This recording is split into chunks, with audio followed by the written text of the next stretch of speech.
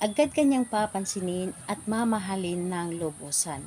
Hello mga guys, kumusta kayo? Panibagong araw, panibagong video na naman tayo, and sa araw na ito ay isa na namang video ang haki ituturo sa inyo ng simpleng gabay o simpleng pamamaraan na makakatulong sa atin. At bago ang lahat, gusto ko lang mag-disclaimer sa mga taong hindi naniniwala at hindi gusto ang mga kagaya nitong video. Please skip this video and maghanap kayo ng videos na gustong gusto nyo, dahil ang video na ito ay para lamang ito sa mga taong naniniwala and gusto mag-try. Sa lahat po ng mga nagko-comment dito sa aking video dito sa loob ng aking channel, mag-ingat sa lahat ng mga nagre-reply sa inyo na dinadala kayo sa kailang WhatsApp in imo up upang makaiwas po tayo sa scam. Ngayon po, ituturo ko sa inyo paano tayo agad napapansinin at lubusan kang mamahalin ng taong minamahal ninyo, or kahit na hindi pa ito karelasyon mo. Kung ikaw ay may gusto sa isang tao at gusto mo na mamahalin kanya or papansinin ka, gawin mo ito para sa kanya, basta't siguraduhin mo lamang sa iyong sarili na totoo ang iyong pagmamahal sa kanya. So, ayun po ang dapat nating ihanda dito. Kailangan mo lamang dito maghanda ng isang maliit na pirasong papel. Kailangan mo lang dito ng panulat at iyong laway. So, ito po ang dapat nating ihanda. And kapag nahanda na itong aking mga naibanggit, ang isunod mong ibanggit or ang isunod mong ihanda ang inyong sarili. Kailangan na alam mo sa iyong sarili na naniniwala ka sa isang ritual na inyong dapat na gagawin, or alam mo sa iyong sarili na buo ang inyong loob, tiwala at paniniwala sa ating paggawa ng isang ritual, dahil kapag ikaw po ay walang tiwala at hindi ka naniniwala, hindi po ito gagana sa inyo at masasayang lamang ang inyong oras sa paggawa nito. Dahil ang paggawa natin ng isang ritual, kinakailangan natin dito ang buong tiwala at paniniwala. So, ayun po, kapag ready ka na and alam mo sa iyong sarili na para bang hinihila ka na gawin mo ito, so gawin mo na ito or umpisahan mo na ito. So, ang gagawin mo lamang dito, napakadali at napakasimple lamang. Sa isang papel tulad po nito, kung nakikita po ninyo, ito ay may sulat. Isulat po ninyo una yung pangalan mo at apelyido. Pangalan mo na ikaw ang gumawa.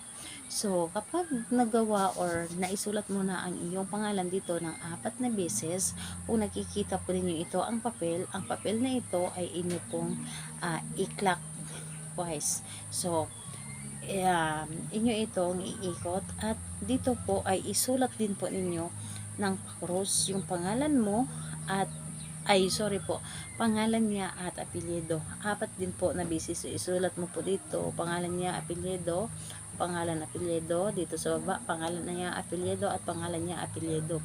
So, i-cross mo lamang ang kanyang pangalan at apelyido.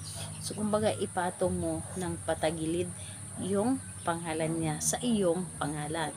And ayun po, kapag naisulat mo na, dito sa bawat gilid na ito, isusulat mo ito dito na mamahalin mo ako, paikot po, mamahalin mo ako, mamahalin mo ako, mamahalin mo ako, mamahalin mo ako.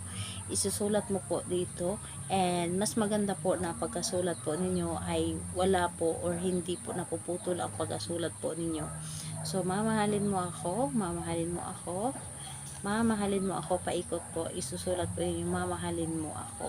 And kapag naisulat nyo na dito yung ating ginamit na magic words na isusulat dito sa bawat gilid na ito na mamahalin mo ako, mamahalin mo ako, mamahalin mo ako, dito po, ang pagkatapos po nun na pagkasulat po ninyo, kumuha po kayo ng inyong laway.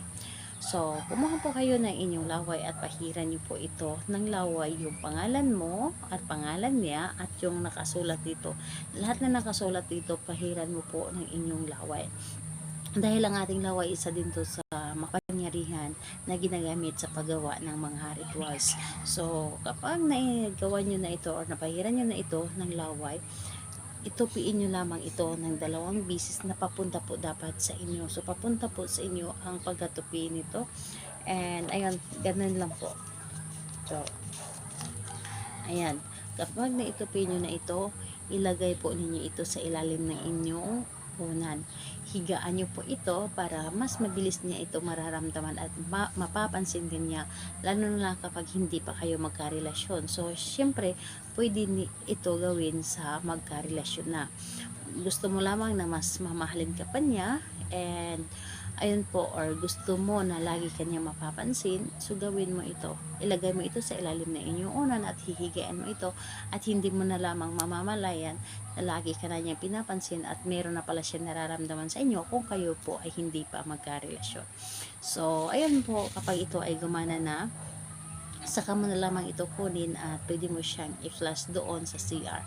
And gawin ito sa araw na Tuesday and Friday. Pwede naman sa ibang araw, pero mas mabisa po sa araw ng Tuesday and Friday po. So, salamat po sa inyo. Bye bye everyone. God bless us all.